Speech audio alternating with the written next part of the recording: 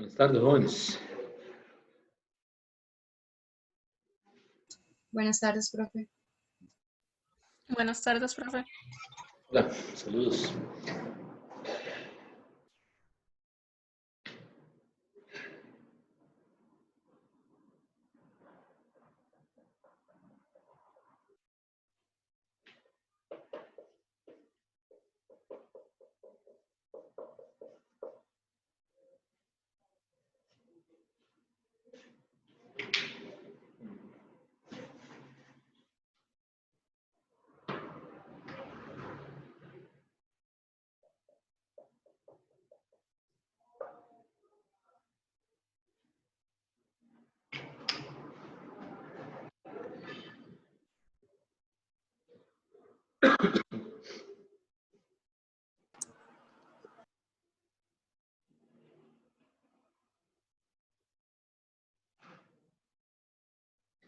Bueno, vamos a continuar con el material. Hoy empezamos con la segunda parte del curso que tiene que ver con los capítulos de óptica y al final un poquito de física moderna, que es con lo que acaba el curso. Recuerden que el examen está para el viernes, ¿verdad? El primer parcial. Ya lo estamos montando en la plataforma. Una cosa muy importante, los que no me han mandado la pareja, necesito que me lo envíen a más tardar el jueves, o si se puede antes, porque si solo tengo 10 personas ahí, o 8 personas, y el grupo tiene más de 8 personas, entonces necesito las parejas o que me digan que van a trabajar solos, ¿verdad? Para tener un control en la plataforma de quienes están haciendo los exámenes. Entonces, no se les olvide eso, por favor. Respecto al quiz, el quiz está bien, la fecha está puesta el jueves, es un día antes. Y el examen se va a abrir a las 7 de la mañana y se cierra a las 10 de la noche. Esa es la ventana de tiempo, ¿verdad? Y el tiempo de ejecución, ¿verdad? El tiempo que se da para la prueba son 4 horas y media. ¿De acuerdo? Bueno, creo que eso era lo que tenía que decir acerca de los comerciales. El miércoles hay 2 horas de consulta igual y jueves también después de la clase. Por ahí les envío la invitación. Pero pues tengo que continuar. Vamos a comenzar a ver hoy óptica, que es el material que sigue después ¿cómo se llama? De las ondas electromagnéticas. Ya habíamos dicho en el capítulo de ondas electromagnéticas que cuando Maxwell desarrolló la teoría electromagnética, es decir, cuando unificó todos los fenómenos de la electricidad y el magnetismo, la luz como tal pasó a ser, digamos, la óptica pasó a ser como una rama del electromagnetismo, ¿verdad? Porque se comenzó a estudiar como una onda. Lo que vamos a ver ahora es, digamos, la aproximación geométrica de la óptica, ¿verdad? La óptica es una rama de la física que también se puede estudiar de forma independiente al electromagnetismo, ¿verdad? Es decir, depende del punto de vista como uno quiera estudiar el fenómeno. ¿De acuerdo? Desde el punto de vista de la teoría electromagnética, pues la luz es una onda electromagnética que se mueve con una velocidad de 3 por 10 a la 8 metros por segundo. En física moderna tiene otra interpretación. Y ahora vamos a entrar al capítulo de óptica, que es, digamos, el estudio clásico de la luz. Cuando digo clásico, me refiero a no viendo la luz como una onda, sino viéndola como una aproximación de rayos. Entonces, la óptica básicamente, bueno, está dividida en óptica geométrica,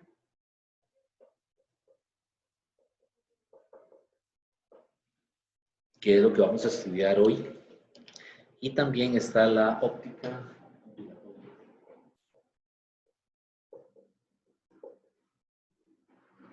Ok, entonces la óptica ondulatoria también es una óptica física.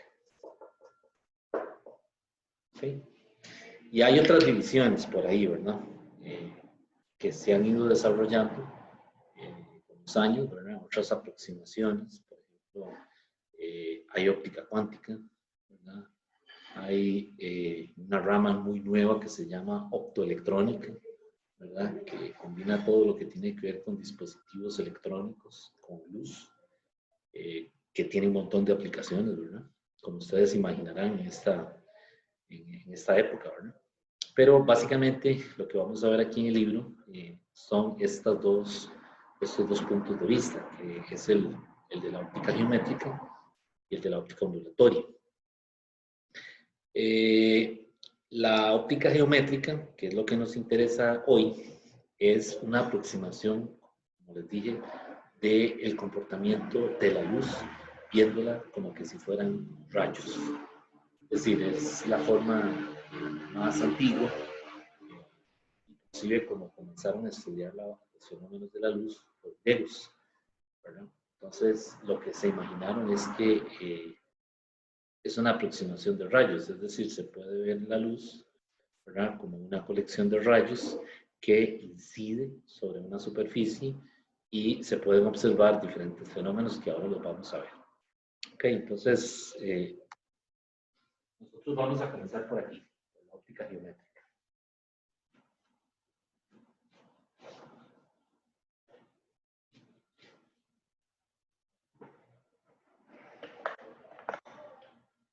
Entonces, desde los griegos, la naturaleza de la luz fue un fenómeno, una idea, más que un fenómeno, fue una idea que diversos científicos quisieron estudiar o intentaron investigarlo, ¿verdad? Desde los griegos, ¿verdad? Los griegos fueron los primeros por allá que comenzaron a estudiar los fenómenos asociados con la luz, por ejemplo, con los espejos que fabricaban y ciertos tipos de piedras, ¿verdad? Que tenían cristales. Entonces, todos esos fenómenos comenzaron a aparecer o comenzaron a estudiarse en esa época, ¿verdad? El mismo Arquímedes, ¿verdad? Dice la historia que construía unos lentes gigantescos, ¿verdad? Que los ponía en cierta posición, que le daba la luz y entonces desviaba el lente para incendiar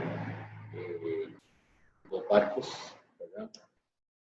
De los romanos que asediaban la ciudad donde él vivía, ¿verdad? Entonces, hay evidencias, ¿verdad?, de que Arquímedes fue capaz de construir esos espejos, ¿verdad? Eran unos lentes gigantescos, ¿verdad?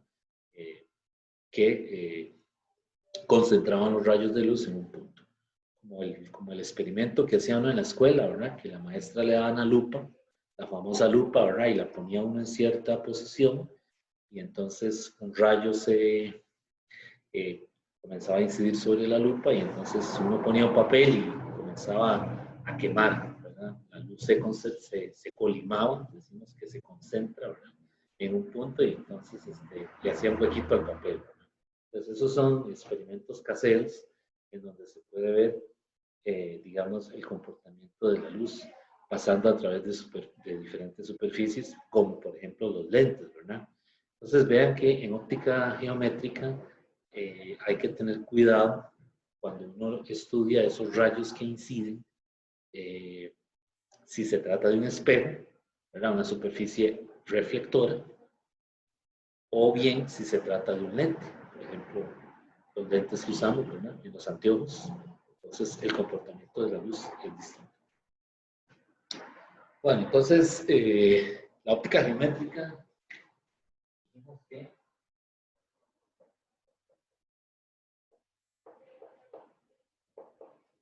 es una aproximación de rayos, o es lo que se conoce como la aproximación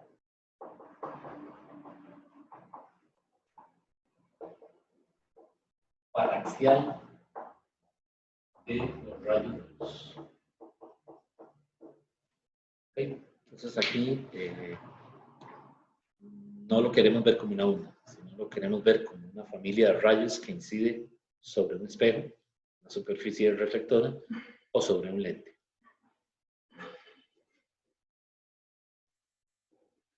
Entonces, lo que podemos ver es como que si fuera es decir, un rayo, la luz que incide, la podemos ver de esta manera, ¿verdad? Rayos que son paralelos, ¿verdad? Y que tienen frentes de onda. ¿Sí? Porque si lo estuviéramos viendo de esta manera, ¿verdad? Estos son los frentes de onda.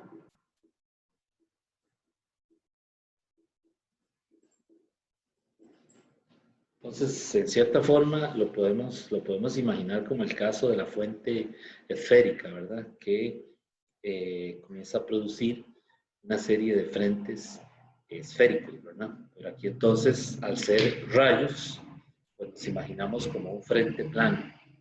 Es el que viene con esa colección de rayos e incide sobre una superficie.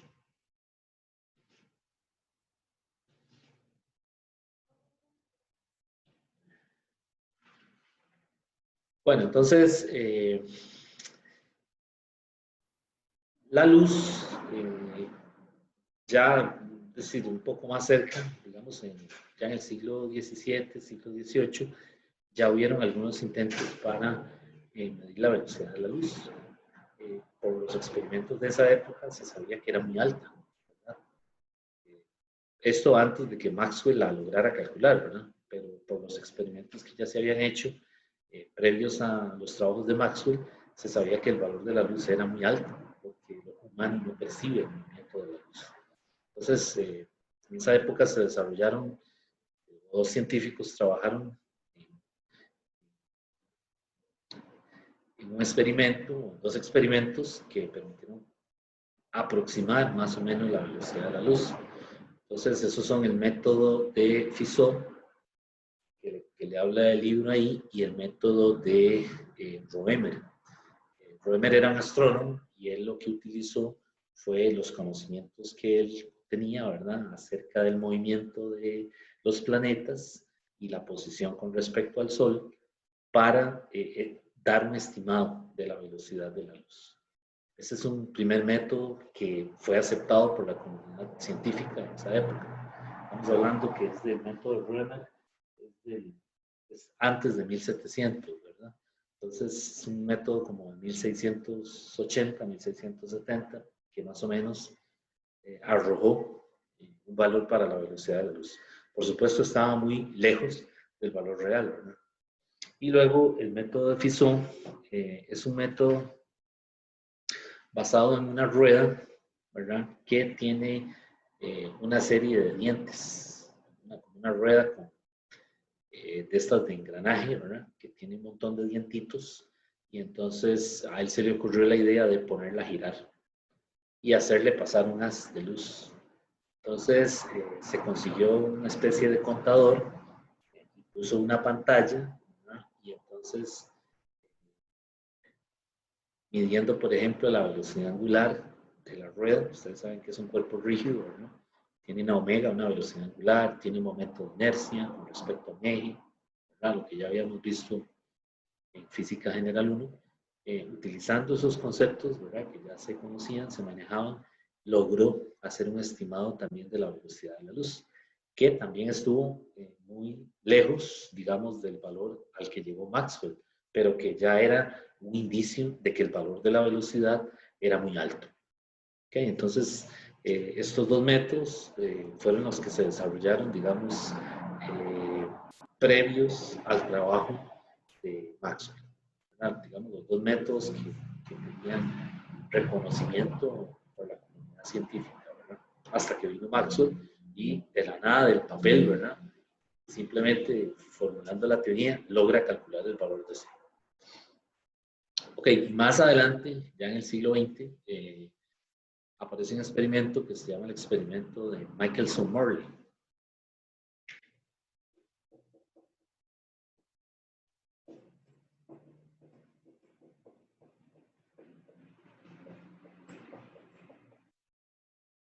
Es un experimento mucho más complicado, el equipo es más sofisticado, mucho más sofisticado, ¿verdad? Y él logra calcular la velocidad de la luz con una precisión que estaba en completo acuerdo con lo que calculó Maxwell. Entonces, ese experimento de Michelson-Morley vino ya a sentar definitivamente el valor correcto de la velocidad de la luz. ¿Okay? Ahora, entre los experimentos de Römer, de Fizeau y Morley, hay más de un siglo, ¿verdad? Entonces, es decir, en todo ese lapso de tiempo se hicieron otros avances, ¿verdad? Sin embargo, no fueron tan significativos como el experimento de Michelson-Morley, que realmente fue el que dejó las bases sentadas y dejó ya, digamos, establecido el valor de la luz, como el valor de la velocidad de la luz como 3 por 10 a la 8 metros por segundo. ¿Ok?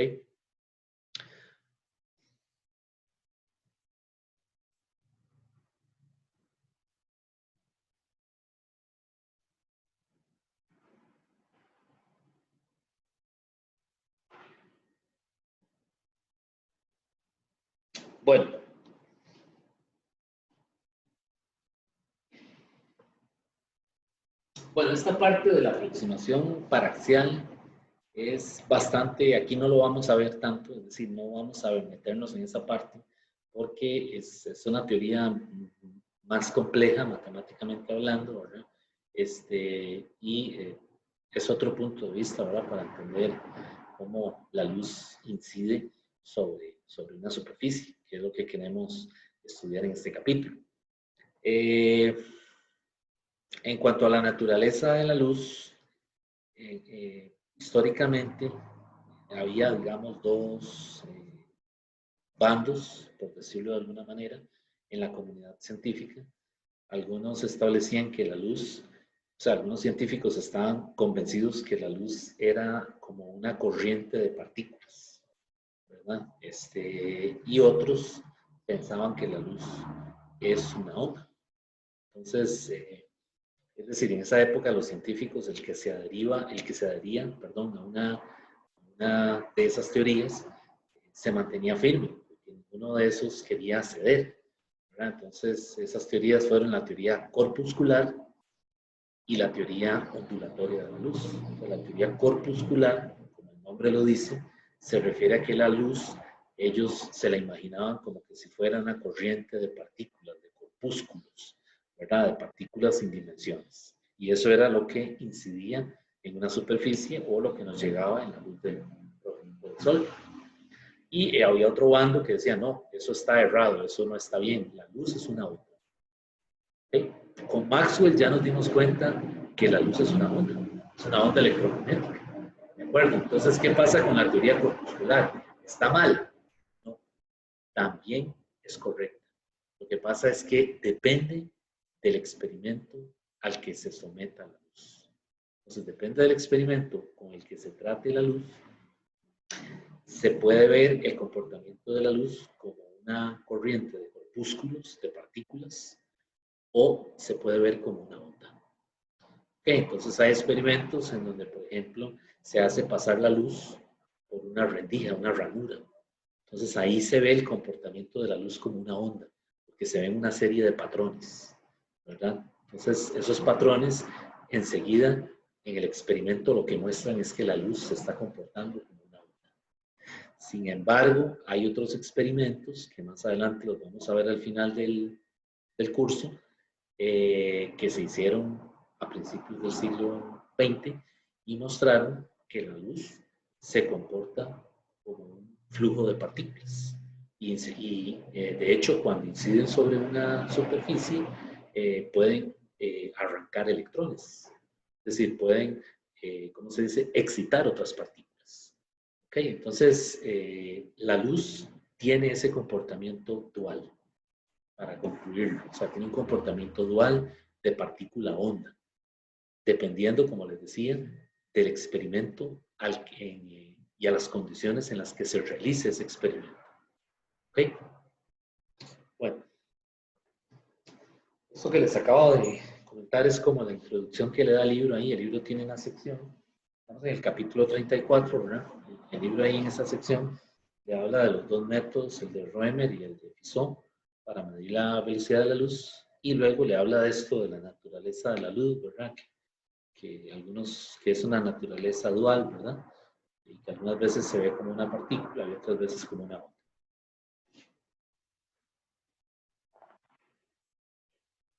Entonces hay muchos fenómenos, ¿verdad?, asociados con la luz, y hoy en día son el resultado de aplicaciones o de innovaciones que se han hecho en diferentes campos, ¿verdad? El arco iris, por ejemplo, todos hemos visto un arco iris, ¿verdad? Cuando está cayendo como una llovizna, ¿verdad? Ese es un efecto de la luz, un efecto dispersivo, ¿verdad? Y entonces ese efecto lo que hace es que descompone el espectro electromagnético, ¿verdad?, lo que habíamos hablado la otra vez, y entonces uno puede ver esos colores primarios.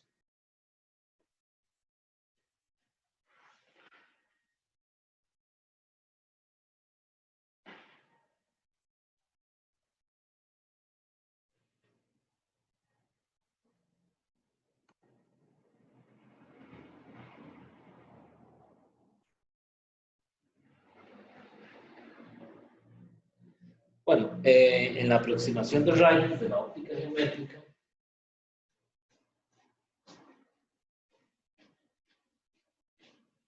tenemos que poner un límite, digamos, al valor de la longitud de onda.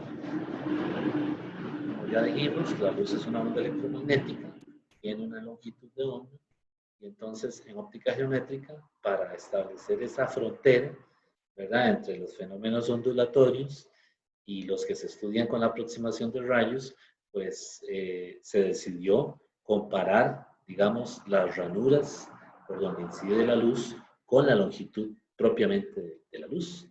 Entonces, la aproximación de rayos requiere que lambda, la longitud de onda, sea mucho menor que la D.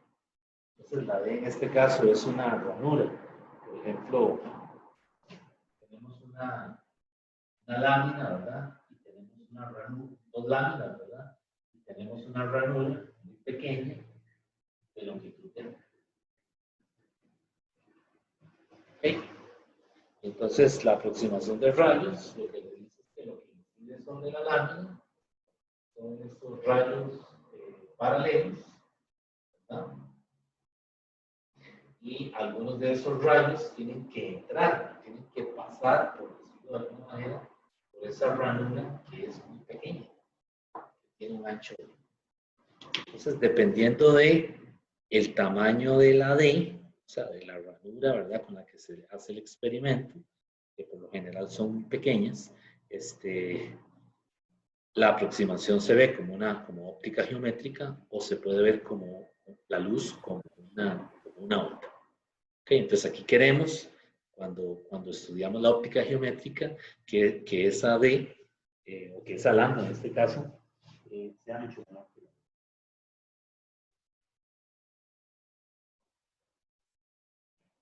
Okay, entonces en este capítulo suponemos que esas ranuras son muy pequeñas. Son muy pequeñas de tal forma de que no se aprecian los fenómenos ondulatorios. ¿Ok? Si uno hace más grande la abertura, la D, pues entonces en el laboratorio va a comenzar a ver fenómenos de onda asociados con la luz. Entonces, para poder usar la óptica geométrica, en este caso, ponemos esa condición. ¿Ok?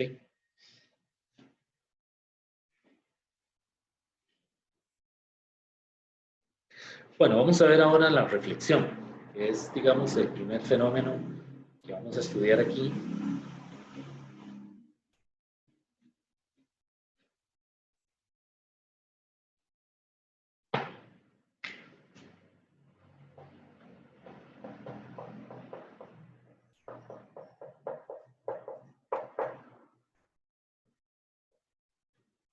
La reflexión, muy común, ¿verdad? Nos vemos en el espejo, cuando, qué sé yo, nos vamos a peinar, ¿verdad? El espejo es una superficie perfectamente pulida. de tal manera de que los rayos, al llegar la luz, al incidir ese rayo sobre la superficie del espejo, decimos que se refleja, es decir, no penetra en la superficie, ¿verdad? Sino que ocurre una reflexión, como por ejemplo una colisión elástica, ¿verdad? Recuerden las colisiones elásticas, ¿verdad? Lanzaba una bolita a una superficie, ¿qué pasaba?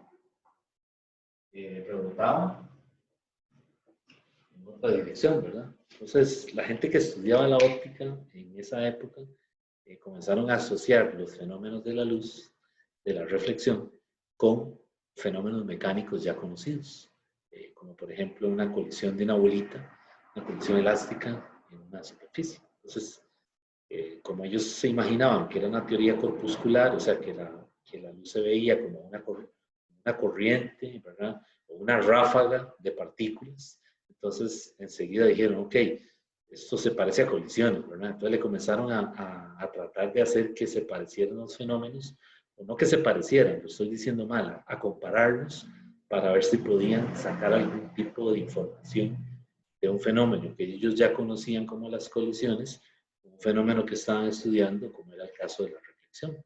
Y salieron cosas, ¿verdad? Salieron cosas interesantes que ayudaron a entender el fenómeno. ¿Okay? Bueno, en reflexión tenemos una superficie, tenemos dos tipos de superficie, ¿verdad? La superficie está perfectamente pulida y la superficie que no lo está, es decir, que tiene, se llaman asperezas, tiene, digamos, una superficie áspera, ¿verdad? Y esta es una superficie, esta es áspera y esta es pulida. Es el caso de un espejo. Okay, entonces, cuando los rayos inciden sobre una superficie pulida, el comportamiento de los rayos es totalmente simétrico. Este es el rayo 1. Y entonces el 2 es paralelo al 1 y también sale paralelo al 2. 1', 2'. ¿Okay? Entonces, eso se ve en una superficie completamente pulida. Lo puede hacer con un puntero láser, ¿verdad? Y lo pone en un espejo, lo apunta contra un espejo, ¿verdad? Y apaga la luz y se va a ver que el rayo hace este movimiento, tiene este comportamiento completamente simétrico. En el caso de una superficie áspera, ¿verdad? O rugosa, que no está pulida, pues entonces no se ve eso. Entonces a ese fenómeno se le llama reflexión difusa. La reflexión difusa es entonces que el láser entra y hace esto, y el otro viene paralelo, pero entonces sale así. Entonces estos dos no tienen esos haces reflejados no tienen una regularidad, sino que las direcciones con las que salen son distintas. Este ángulo es alfa, y este es beta, y beta y alfa no son iguales, ¿verdad? En cambio aquí sí, aquí este ángulo alfa es igual a este de aquí. ¿Está bien? Entonces, ahí en el libro le hablan de los dos casos, ¿verdad? La reflexión especular, todos los rayos reflejados son paralelos entre sí, y la reflexión difusa, donde los rayos reflejados viajan en direcciones aleatorias. ¿Okay? Ahora mismo la reflexión también la podemos ver en esta pizarra. Dame un momentito que se me olvidó tapar ahí algo para ver si quito un poco de luz. Ya vengo.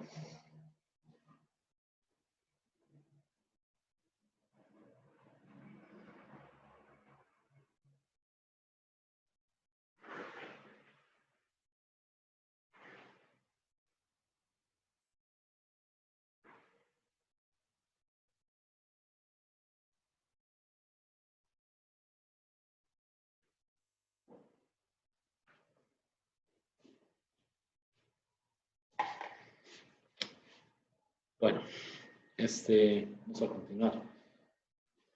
Ok, entonces tenemos esos dos casos, ¿verdad? El caso de la reflexión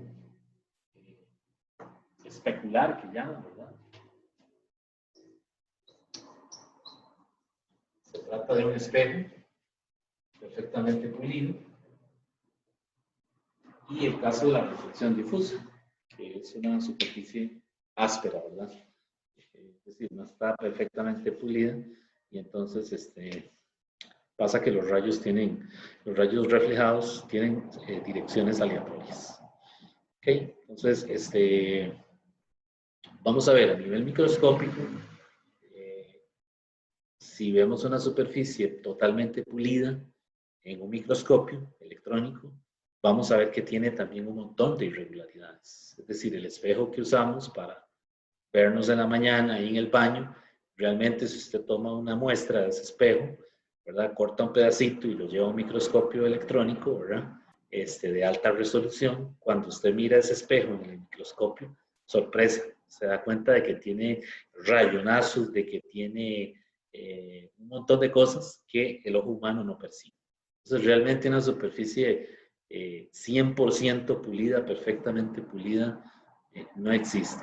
Hay algunas aproximaciones bastante buenas, ¿verdad? Pero la mayoría de las superficies que al ojo humano se ven pulidas realmente no lo están, ¿verdad? Y las que son ásperas, pues menos, ¿verdad?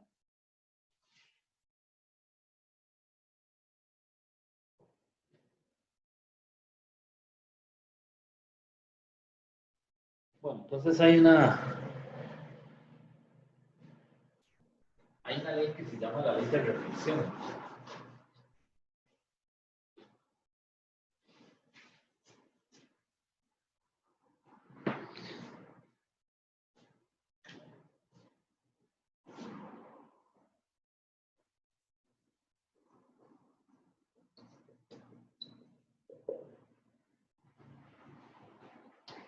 La ley de reflexión lo que dice es que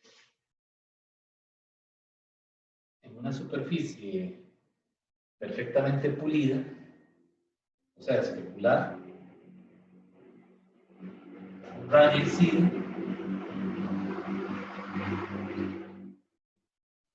sobre esa superficie y en ese punto, si yo construyo una normal,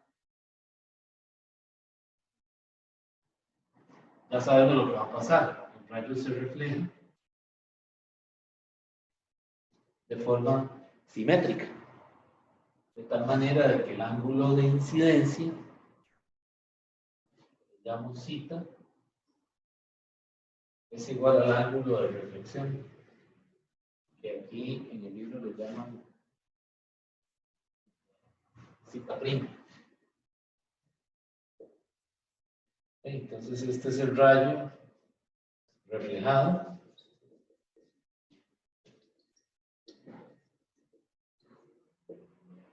y este es el rayo incidente.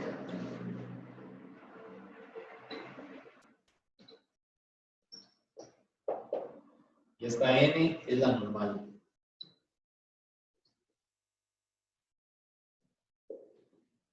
Entonces el rayo incidente, perdón, el ángulo incidente y el ángulo reflejado están en el mismo, el ángulo incidente y el ángulo reflejado están en el mismo plano. Entonces la ley de reflexión lo que dice es que zeta es igual a zeta.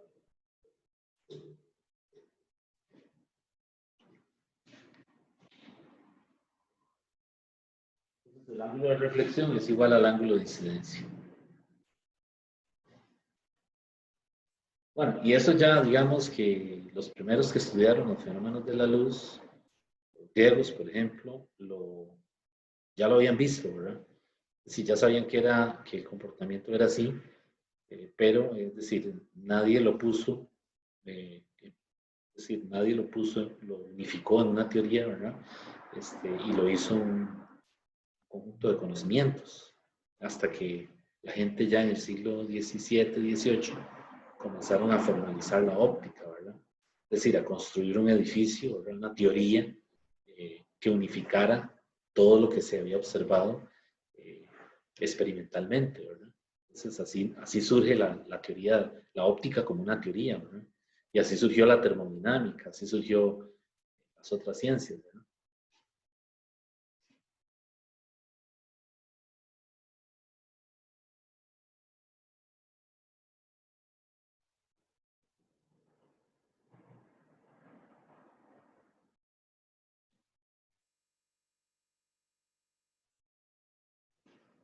Bueno, y a eso le llaman la ley de reflexión. Es, digamos, la ley más sencilla en óptica, ¿verdad?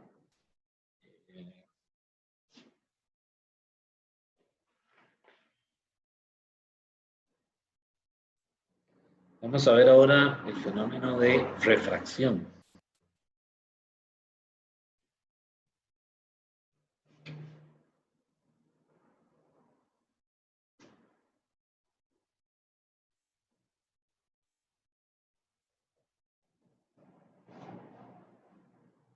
Bueno, en el caso de la refracción, lo que sucede es que cuando un haz de luz incide sobre una superficie, esa superficie no necesariamente tiene que ser un espejo. Imagínese, por ejemplo, un recipiente grande, ¿verdad? Que contenga agua, por ejemplo. Entonces vamos a tener un tipo de, como una especie de beaker, ¿verdad? Puede ser en laboratorio y está lleno de agua. Entonces la interfase, ¿verdad? Lo que separa el aire del agua, es esa superficie delgadita, ¿verdad? De la parte superior. Entonces cuando un rayo de luz incide sobre ese punto, ¿verdad? Lo que observamos es que lo que se ve experimentalmente con respecto a la normal es que parte de la luz se refleja, ¿verdad? Es decir, la interfaz se comporta como que si fuera una superficie pulida. Parte se refleja y parte se refracta. Es decir, parte de la luz entra al medio. En este caso usted sabe. Y usted sabe. Entonces aquí tengo el rayo incidente, el rayo reflejado y el rayo refractado. Entonces, como la interfaz se comporta como que si fuera una superficie pulida, especular, ¿verdad? Entonces, igual, el ángulo de incidencia es igual al ángulo el ángulo incidente es igual al ángulo reflejado, ¿verdad? Es decir, se cumple la ley de reflexión. Pero el ángulo incidente y el ángulo refractado no son iguales. Es decir, el zeta incidente no es igual al zeta refractado. ¿Okay? Y pues hemos visto por ahí el fenómeno de la refracción, ¿verdad? Cuando alguien jugando mete un lápiz en un vaso con agua, ¿verdad? Enseguida lo que uno observa es que pareciera como que el lápiz se quebró, ¿verdad? Se ve como desviado. Ese es el fenómeno de la refracción, ¿verdad? O cuando usted está en una piscina, ¿verdad? De pie en la piscina, con agua, obviamente, usted mira hacia abajo y ve los pies suyos más cerca, ¿verdad? Le da un efecto de aumento. Eso es debido a la refracción. ¿Okay? Entonces, la mayoría de estos fenómenos ocurren simultáneamente, es decir, cuando hay reflexión, también hay refracción, ¿verdad? A menos de que sea un espejo, es decir, a menos de que no sea un medio, a menos de que no sean dos medios, ¿verdad? Vea que aquí tengo dos medios, aire y agua. ¿Okay? Entonces, dependiendo de la naturaleza del medio, este haz de luz que se refracta puede abrirse, es decir, puede ser así, o puede cerrarse. Es decir, puede acercarse más a la normal, a esta línea vertical punteada. O sea, las puede alejarse o puede acercarse a la vertical. ¿Y eso de qué va a depender? Bueno, depende de las características del medio. Entonces podría ser que aquí no sea agua, sino que sea alcohol o que sea, por ejemplo, alguna otra sustancia que se usa en los laboratorios, ¿verdad? Como por ejemplo glicerina o algún tipo de aceite, ¿verdad? Entonces, más adelante vamos a ver que hay una cantidad que se llama el índice de refracción, que es el que caracteriza, digamos, la naturaleza del medio.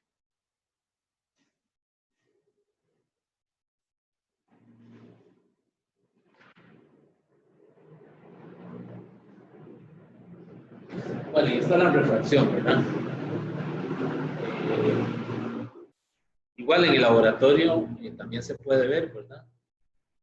Un recipiente con agua, se apunta se coge un puntero de esos láser y se prende de tal manera de que se ve el haz que se refleja y también se ve una parte que entra, digamos, en el medio, que es el agua, y se desvía, ¿verdad? Puede ser que se abra o se cierre esto, ¿verdad?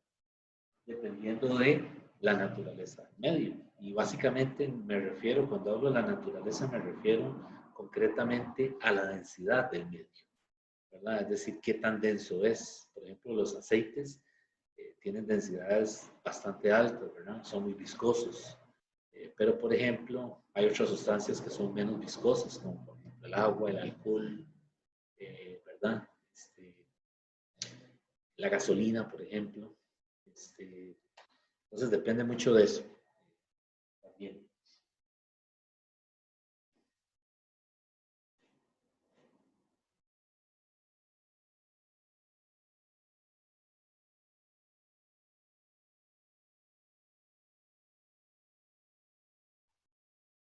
Bueno, entonces, volviendo sobre la refracción,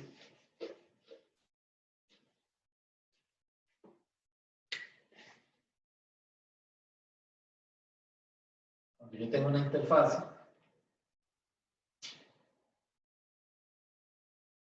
¿verdad? Y aquí está la normal, el haz incide,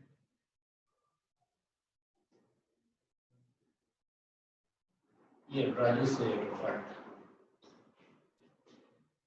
Entonces este ángulo lo voy a llamar cita 1, este de aquí lo voy a llamar cita 2, y esta es la normal. Ese rayo incidente y ese es el rayo refractado. Por ahí está el reflejado, pero esta vez ya no me interesa el reflejado. Quiero estudiar más el fenómeno de la refracción. Vean que los ángulos, no lo he dicho, pero ya viendo las figuras, vean que los ángulos se miden siempre con la normal. O sea, en óptica los ángulos siempre que nos interesan son los ángulos con respecto a esta vertical. Entonces, por eso yo estoy aquí indicando cita 1 y cita 2. ¿Okay? Son los que me interesan.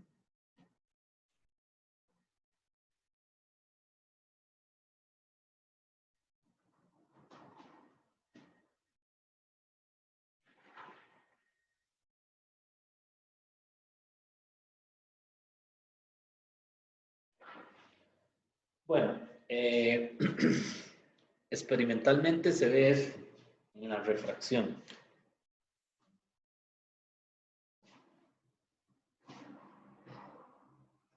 Seno de cita 2 entre seno de cita 1 es igual a B2 entre B1.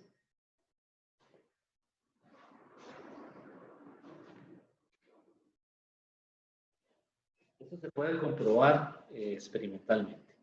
Y pues esto se sabe desde hace muchos años, ¿verdad? Desde el siglo XVII y XVIII ya se tenía conocimiento de esto, ¿verdad? Lo que pasa es que quizás no lo plantearon en términos de una ecuación como la que estamos viendo ahora, pero sí sabían que la velocidad de un haz es directamente proporcional al ángulo ya sea de incidencia o al ángulo de refracción, al ángulo refractado en este caso, ¿verdad? Que es el cita 2. Entonces se conocía ese efecto, ¿verdad? Hasta que pues alguien lo pone en términos de una ecuación, que es este resultado que tengo aquí, ¿verdad? Entonces, esa V2 es la velocidad del haz en el medio 2 y esa V1 es la velocidad en el medio 1. Este es el medio 1, que puede ser, por ejemplo, aire, y este es el medio 2. que puede ser, por ejemplo, agua, algún aceite, ¿okay? Cualquier cosa, cualquier sustancia que se vaya a estudiar. Entonces, bueno, este es un resultado que se supone que es correcto.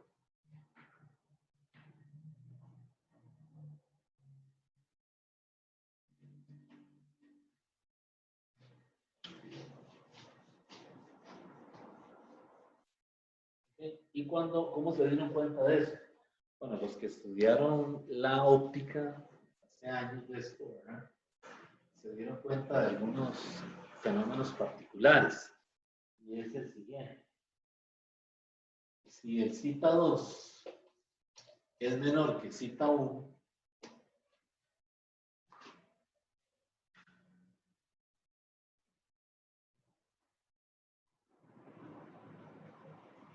la V2 es menor que V1. Y entonces el haz, cuando entra, más bien tiende a acercarse a la normal. ¿De acuerdo? O sea, enseguida que el haz entra, se desvía y se acerca a la normal. Si por el contrario, cita 2 es mayor que cita 1, esto implica, bueno, lo estoy poniendo al revés, ¿verdad? Más bien, deberíamos verlo así. Si el V2 es mayor que el V1, implica esto, se ve esto, ¿verdad? Cita 2 es menor que cita 1. Y si el V2 es menor que V1, implica entonces que cita 2 es mayor que cita 1. Entonces, cuando el haz se incide sobre la superficie, ¿verdad? Más bien se aleja de ella. Es decir, se aleja de la normal.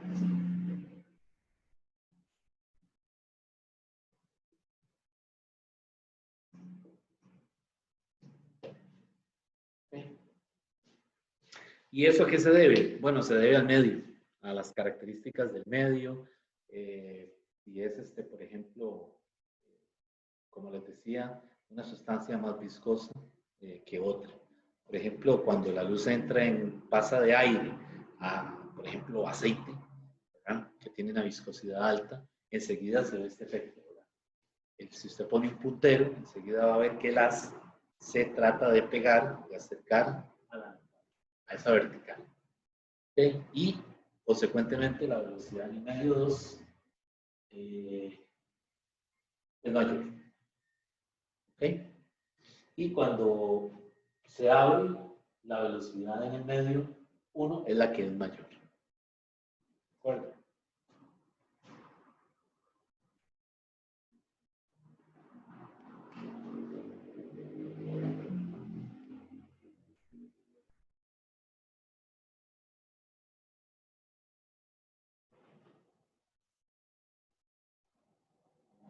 Aquí lo estoy poniendo mal. Aquí es mayor. Dije mal. Y acá es menor. Si lo estoy diciendo mal. Voy a corregir porque vean, lo dije mal. Puse las desigualdades mal. Cuando el haz se acerca a la normal, la velocidad es, la V1 es mayor que la V2. Es decir, en pocas palabras, cuando se acerca a la normal, la V disminuye. Cuando se aleja, la V aumenta. Es una forma como yo me lo aprendí, ¿verdad? Pues cuando se acerca a esta normal, a esta línea vertical, disminuye. Cuando se aleja, aumenta. Por eso es que la velocidad en el medio V1 es mayor que V2. Estamos bien, ¿verdad? Y aquí la velocidad en el medio 2 es mayor que en el medio 1. Está bien, ¿verdad? Entonces, siempre con este orden. Este es el medio 1, este es el 2. Este es el 1, este es el 2. Entonces, cuando incide y se acerca al ángulo, se pega a la vertical, la velocidad disminuye. Y cuando incide y el ángulo se abre, se aleja de la vertical, la velocidad del rayo aumenta. ¿Okay? Eso quiere decir que el medio aquí, el 2, es más denso que el 1. Y aquí es al revés, el 1 es más denso que el 2. ¿Está bien? Lo había dicho al revés.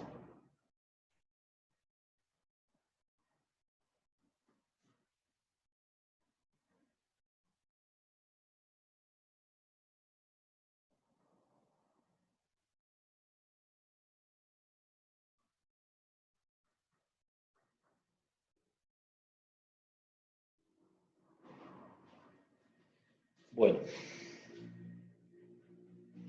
vamos a continuar.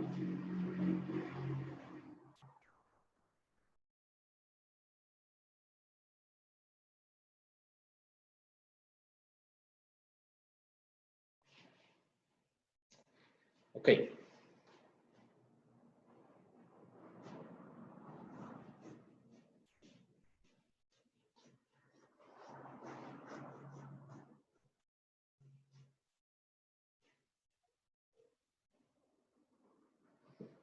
Bueno, vamos a ver ahora la forma de caracterizar esos medios, que es a través del índice de refracción.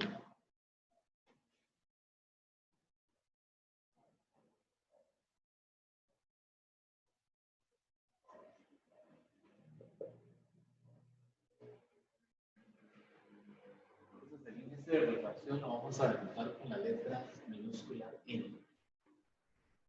Es la forma como vamos a caracterizar el medio. Y ese índice de refracción está definido por, es el cociente de la velocidad de la luz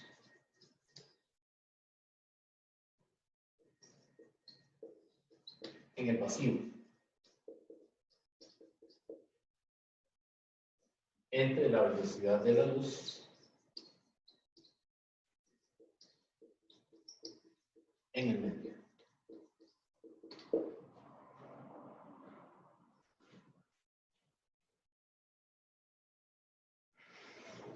¿Ok? Entonces, la de arriba le llamamos C y la de abajo le llamamos V. Por ejemplo, la V1 o la V2.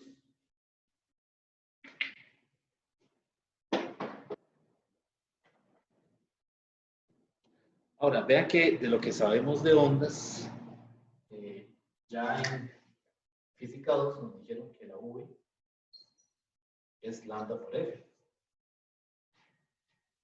¿Verdad?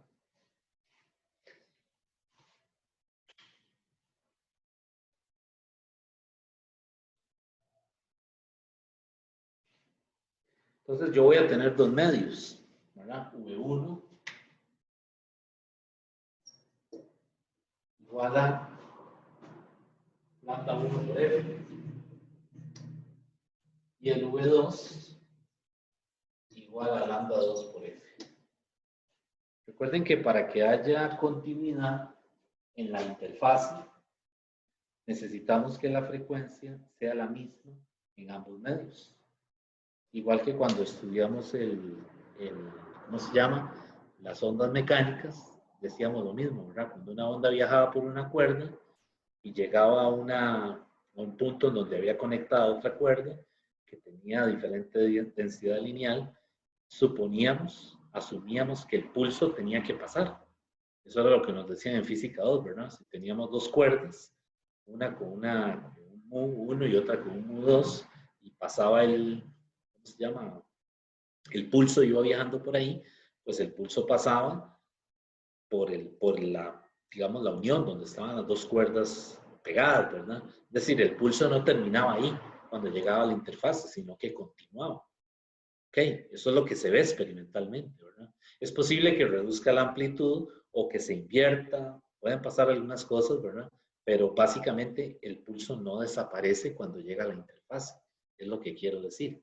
Y entonces para que pase, tiene que haber continuidad. Y para que haya continuidad, la frecuencia tiene que ser la misma en ambos medios. Resulta que aquí en óptica es la misma idea. Si yo tengo dos medios, aire y agua, entonces necesitamos que para que el rayo como tal pase de un medio al otro, que haya continuidad, la frecuencia tiene que ser la misma. Por eso estas ecuaciones yo no les puse su índice a las F. ¿Está bien? Y entonces ahora, ¿qué voy a hacer? Bueno, voy a combinar esto con esto de aquí. Entonces vean que voy a tener, yo puedo escribir la ecuación así.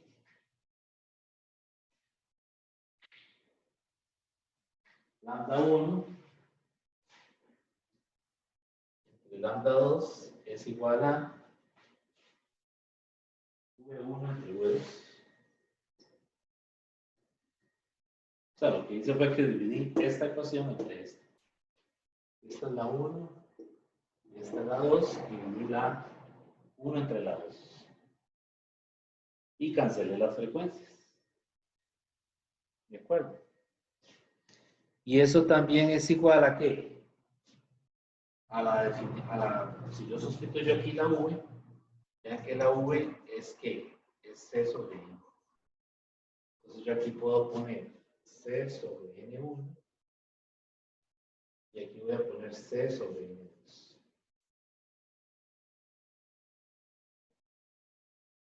Y cancelo la C.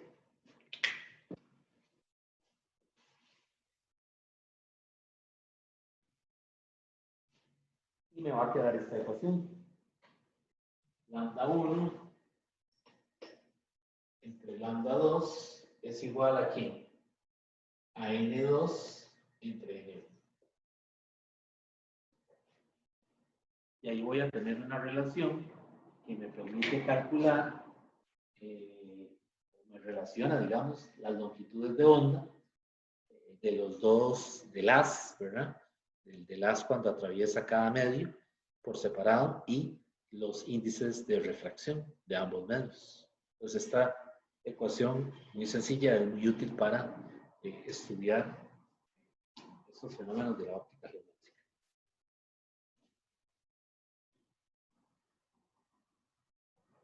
Entonces, también la puedo poner como N1 por lambda 1 es igual a N2 por lambda 2. En cruz, ¿verdad?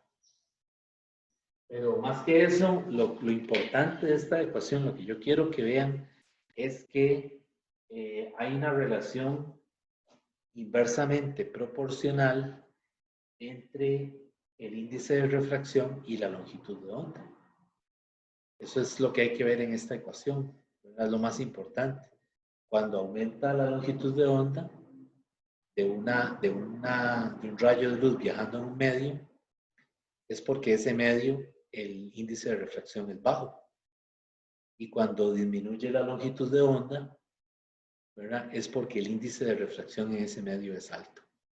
Y eso a su vez está relacionado con lo que habíamos dicho de las velocidades en los medios, ¿verdad? Cuando paso de un medio menos denso a uno más denso, ¿qué pasa con la velocidad? ¿Aumenta o disminuye? De menos denso a más denso. Disminuye la velocidad. Y cuando voy al revés, de un medio más denso a uno menos denso, la velocidad aumenta. Entonces estamos de acuerdo, ¿eh? Estamos bien. Porque aquí también lo vemos con el lambda y con el n, ¿verdad?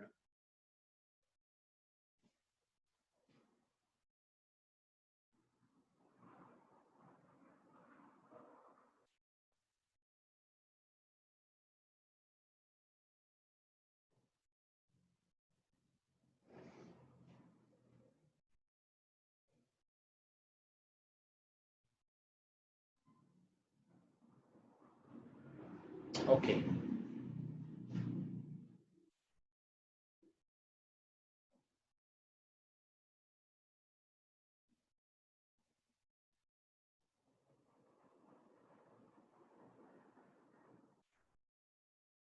Bueno, entonces, combinando estas ecuaciones, llegamos a esta otra ecuación. N1 seno de zeta 1 es igual a N2 seno de zeta 2. Aquí estoy combinando esta ecuación con esta ecuación con la que habíamos puesto hace rato del cociente de seno, ¿verdad? Y esta ecuación se llama la ley de refracción.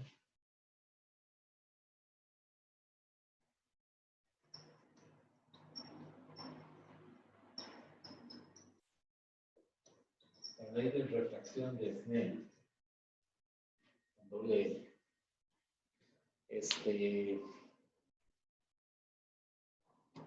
Me parece que él algo tuvo que ver, ¿verdad? Obviamente, con el desarrollo de esta ecuación, aunque Snell es del siglo XVII, creo, pero, es decir, él hizo algunos trabajos en óptica, ¿verdad? y es posible que en lo que publicó haya algo muy parecido a esto, ¿verdad? O que haya llegado a alguna idea similar, ¿verdad? Donde se relaciona el índice del medio con el ángulo, ¿verdad?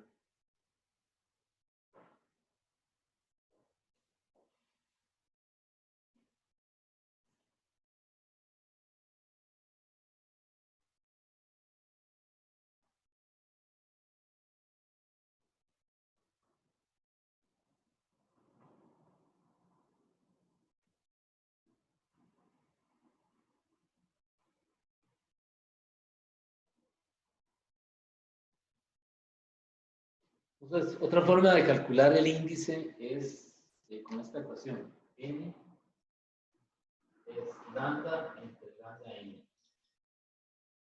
Y este lambda en el numerador es la longitud de la onda en el vacío. La longitud de la luz en el vacío, ¿verdad?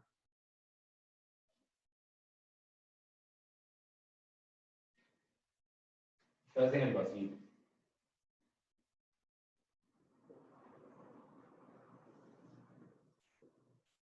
Y esta es en el medio. En el medio en cuestión, ¿verdad? En el medio que se quiere calcular esa n, ¿verdad? Por eso se le pone lambda n. Y la del vacío, pues ya tiene un valor, porque la podemos sacar de aquí, ¿verdad? Es decir, en el vacío suponemos que la v es la velocidad de la luz. Entonces así podríamos calcular esa lambda, ¿verdad? Es decir, esta lambda es realmente c. Pues necesitamos esos valores. La c la conocemos, que es la velocidad de la luz. Y la f, pues, conocer el dato de la frecuencia en el vacío.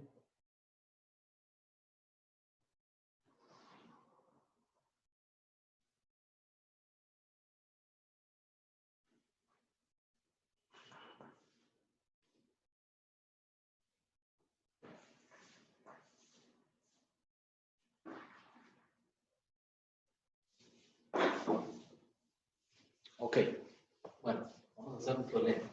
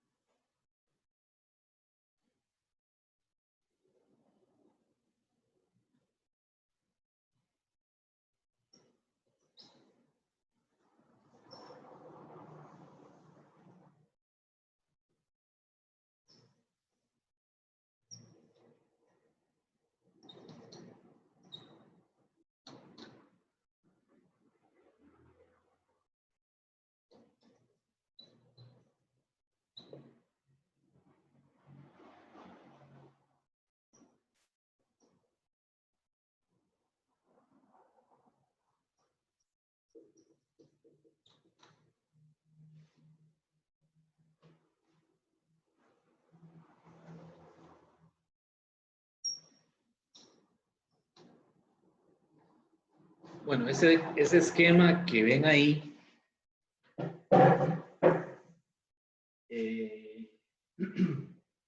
es digamos, el aparato que utilizó Fizeau, el método que mencionamos ahora de las ruedas dentadas para medir la velocidad de la luz. Entonces, el ejercicio dice así, lo voy a leer. Dice, esa figura presenta un aparato empleado para medir la distribución de velocidades de moléculas de gas. No sé si recordarán, bueno, haciendo un paréntesis, recordarán lo que vimos en Física 2 de las distribuciones de velocidades de Maxwell. Habían 3 velocidades y eso. Bueno, ese es un aparato que también sirvió, se utilizó para estudiar esa distribución de las velocidades moleculares. Solamente que ahora aquí nos interesa el aspecto relacionado con la luz. Entonces, dice la figura, presenta un aparato empleado para medir la distribución de velocidades de moléculas de gas. Consta de 2 discos rotatorios con hendiduras separados por una distancia S, con las hendiduras desplazadas una de otra por un ángulo θ. Es decir, la hendidura está por aquí. Y la diferencia es este ángulo θ. O sea, aquí el diente está desde aquí, la hendidura está de este lado y aquí está de este lado. Entonces están separadas un ángulo θ. Y se suponga que la velocidad de la luz se mide enviando un haz luminoso hacia el disco derecho de este aparato. ¿Okay? Entonces la parte A dice muestra que el haz luminoso incidirá en el detector, es decir, pasará a través de las 2 hendiduras. Solo si su velocidad dada por C igual, hay que mostrar eso. C es igual a omega S. Eso hay que mostrarlo. Y se muestra que el haz luminoso incidirá en el detector. Es decir, pasa a través de las 2 hendiduras solo si su velocidad está dada por esa ecuación, donde omega es la velocidad angular de los discos y θ se mide en radianes. ¿Okay? Entonces, ¿cómo hacemos esa parte? ¿Cómo podríamos llegar a esa ecuación?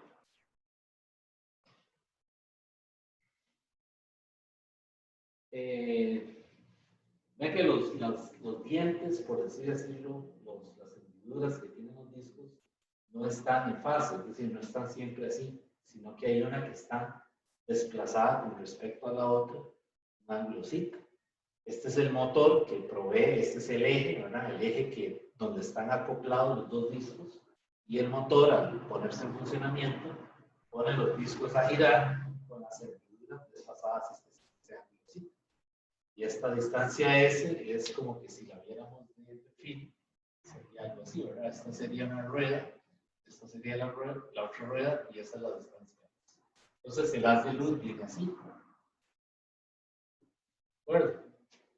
Entonces el haz pasa por aquí, pero aquí pega en el disco. ¿Ok? En el borde del disco.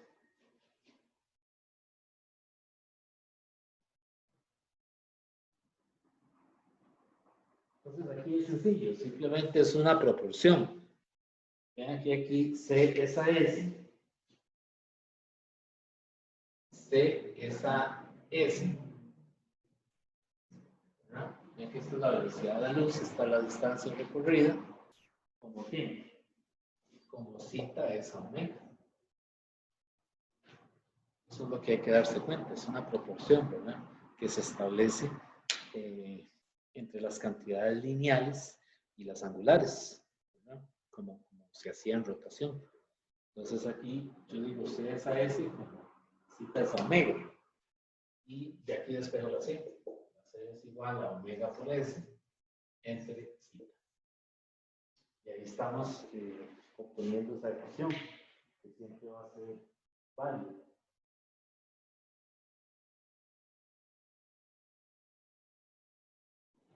S omega, pues sí.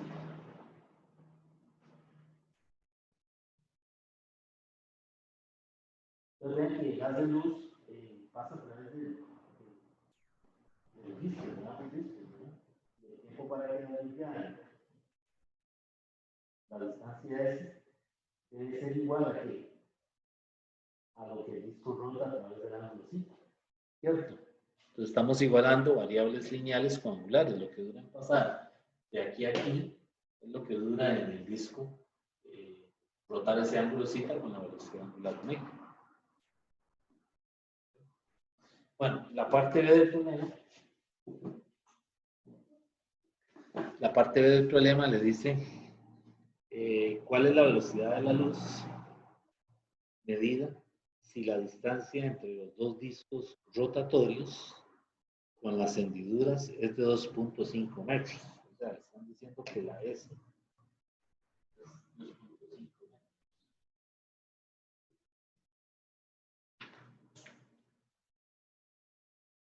¿Cuál es la velocidad de la luz medida si la distancia entre los dos discos rotatorios con las hendiduras es de 2.5 metros?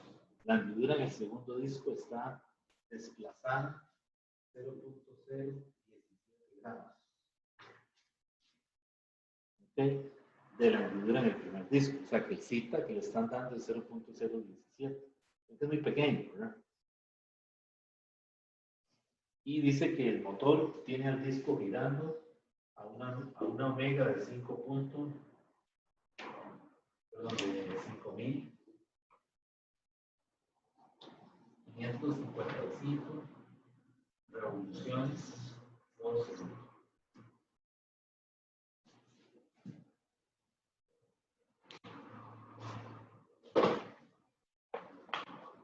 Entonces, es sustituirlo aquí, ¿verdad?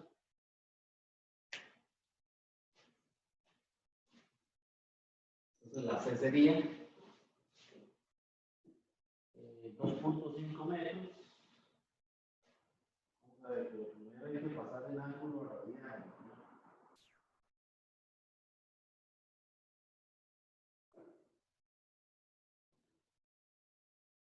Entonces, ese ángulo en radianes, se lo voy a dar para que ustedes lo pasen. A mí me dio 2.91 por 10 a la menos 4 radianes. 91 por 10 a la menos 4 radianes. Y la omega son los 5.555 revoluciones por segundo. Pero esas revoluciones hay que pasarlas a radianes, ¿verdad? Entonces una revolución son 2 pi radianes.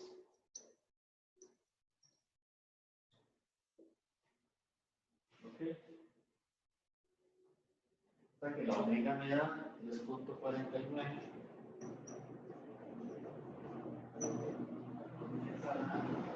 4 radianes por segundo.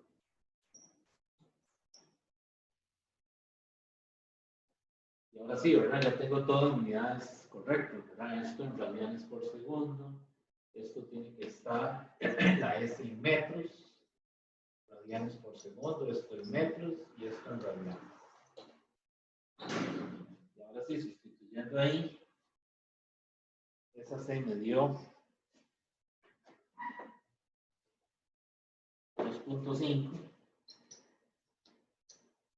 por 3.49 por 10 a la 4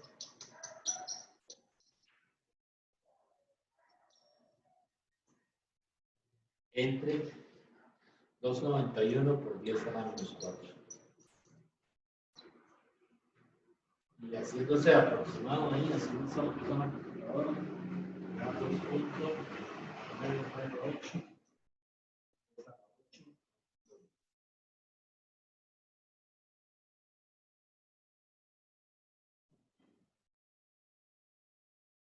Entonces, que ese aparato es bastante bueno, ¿verdad?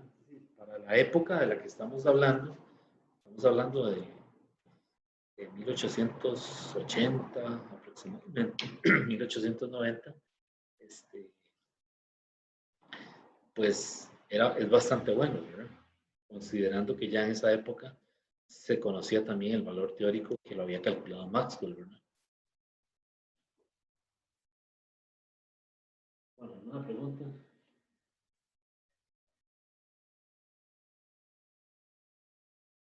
Ok, entonces vamos a hacer otro problema.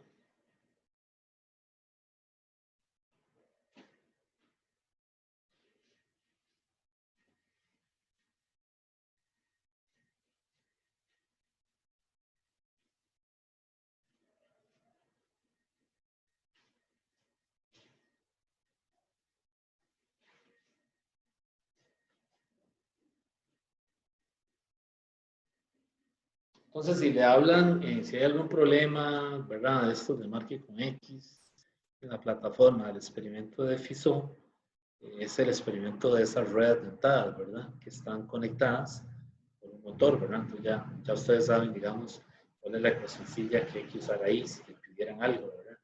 Siempre que tenga cuidado de que omega esté en radianes por segundo, la separación de los discos en metros y el ángulo que le den en radianes.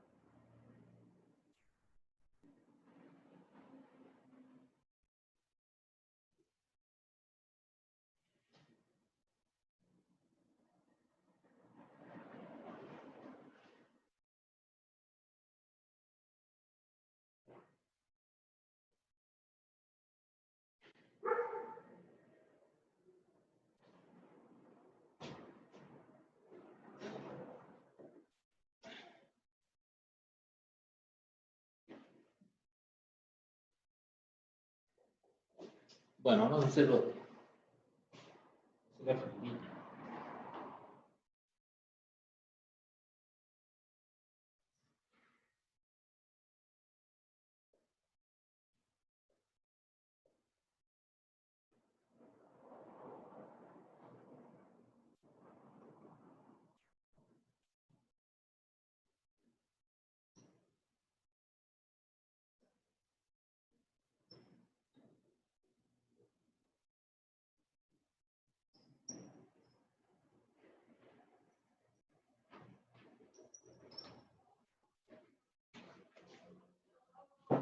Bueno, este problema dice que un buzo bajo el agua ve el sol a un ángulo aparente de 45 grados respecto de la vertical. ¿Dónde está el sol? Esa es la pregunta. Está pidiendo el ángulo, básicamente, ¿no? Entonces, vamos a ver que si justo bajo el agua ve el sol a un ángulo aparente de 45 grados. ¿Dónde está el sol? Entonces, pues este ejercicio es para que apliquemos la ley de Snell. N1 seno de cita 1 es igual a N2 seno de cita 2. Esto es aire. Esta es la interfaz. La superficie del agua, ¿verdad? Y aquí abajo es agua. Aquí está el buzo, ¿verdad?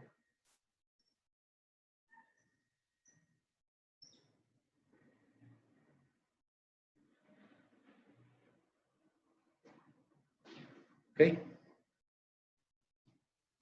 Entonces vean que para eso necesitamos usar la tabla de los índices de refracción.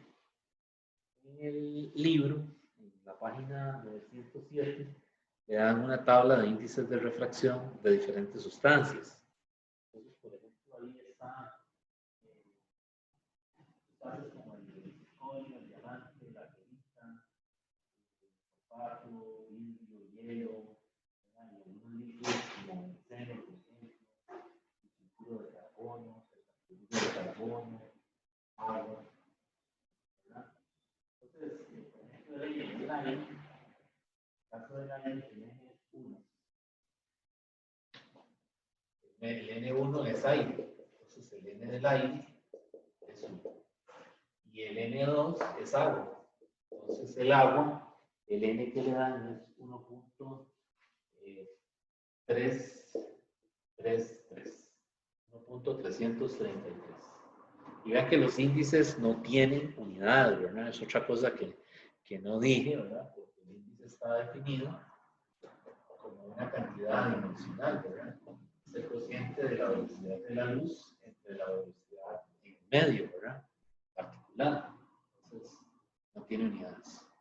Entonces aquí lo que me está diciendo es sustituye estos valores en esta ecuación. Aquí es 1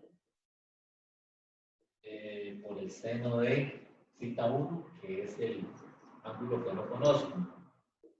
Y N2 es 1.33 por el seno de 45, que es el ángulo con el que se refracta la luz.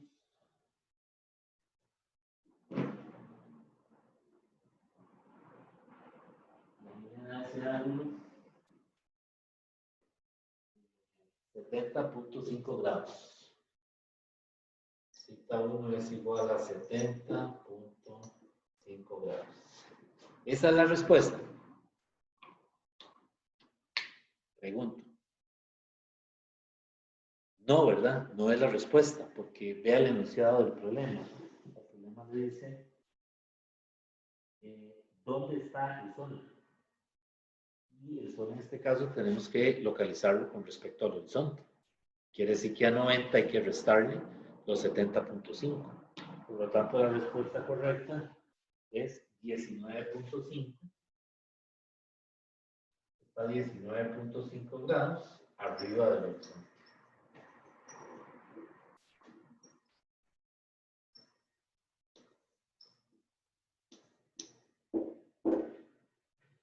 ¿Okay?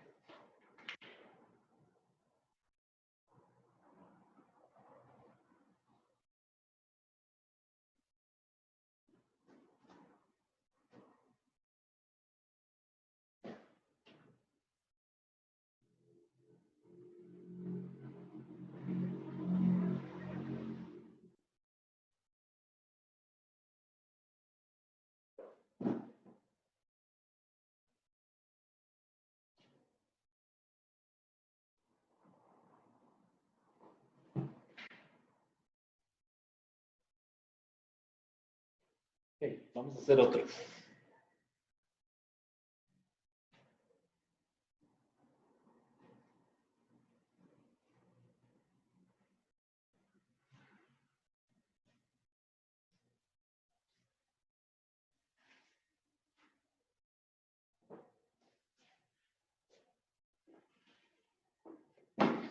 Bueno, este otro problema dice que un rayo de luz incide sobre un bloque de vidrio plano y le dan el índice, n igual 1.5 de 2 centímetros de espesor a un ángulo de 30 grados con la normal. Entonces dibuje el haz luminoso a través del vidrio y encuentre los ángulos de incidencia y refracción en cada superficie. Vamos a volverlo a leer. Dice, un rayo de luz incide sobre un bloque de vidrio plano cuyo índice de refracción es 1.5 de 2 centímetros de espesor a un ángulo de 30 grados con la normal. Eso sería algo así, ¿verdad? Dibujamos el vidrio.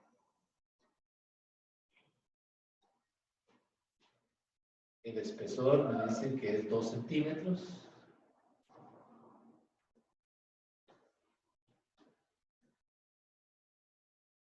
El rayo de luz incide así.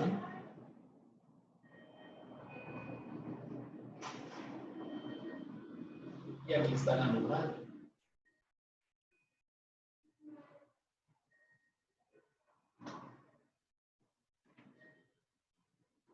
Y el índice aquí adentro es 1.0. Este es el rayo incidente.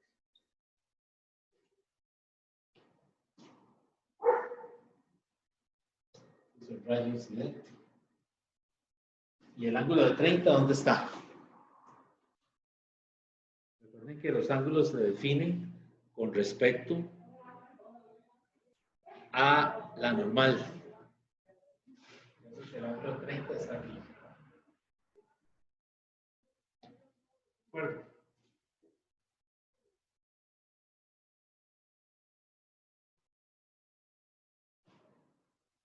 Entonces vean que esto es aire. Este es el vidrio. Y esto es aire. Vuelve a salir. Y entonces vean que el N del aire es 1.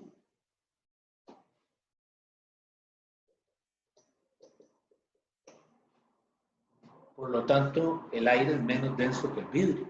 Entonces, ¿qué esperaríamos que pase cuando el haz entra al vidrio? Vean que entra a un medio más denso, porque el N es 1.5. Entonces, ¿qué va a pasar con el haz? La velocidad del haz, ¿qué va a pasar? Disminuye. Y al disminuir, se acerca a la normal. Quiere decir que este haz se refracta muy cerca de la normal. Y cuando vuelve a salir aquí, tiene que salir paralelo a este. Si yo prolongo esta línea, la prolongación de esta, este tiene que salir paralelo. ¿Ok? Porque vuelve a salir al aire nuevamente. Ahí, entonces ahí está la figura que me está poniendo.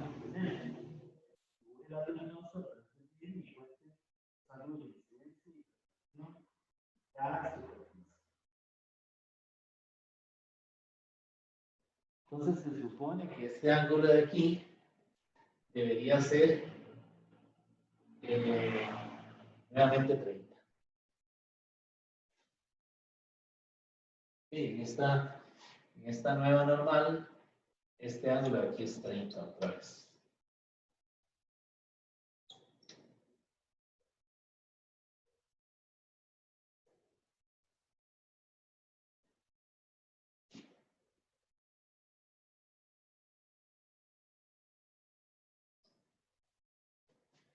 ¿Ok? Entonces aplico la ley de Snell.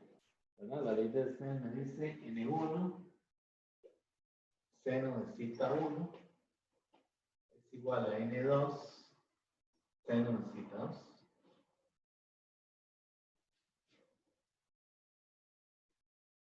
Y despejo el θ2, que es este ángulo que está aquí.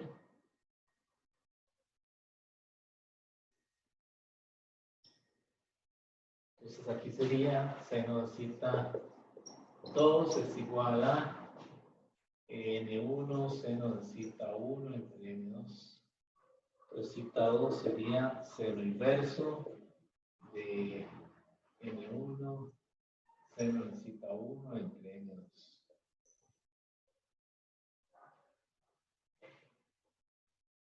Y sustituyo los valores.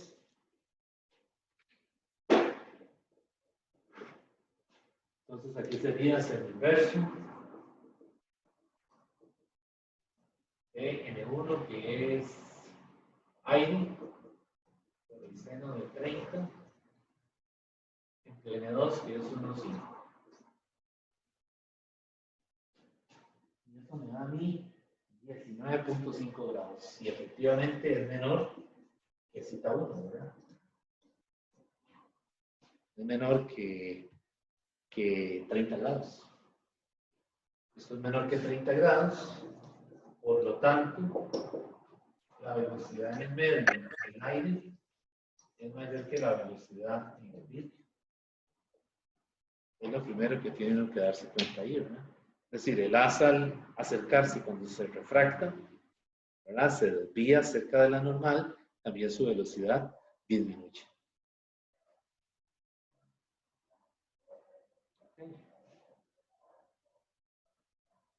Y si vuelvo a aplicar otra vez Snell, el vidrio al aire, sería entonces ahora N2, digamos, seno de θ2, es igual a N3 seno de θ3. Y de ahí despego θ3, seno de θ3, que sería θ3 es el inverso de quién, de N2 seno de θ2 entre N3. Y cuando hago eso, me tiene que dar 30 grados. ¿De acuerdo?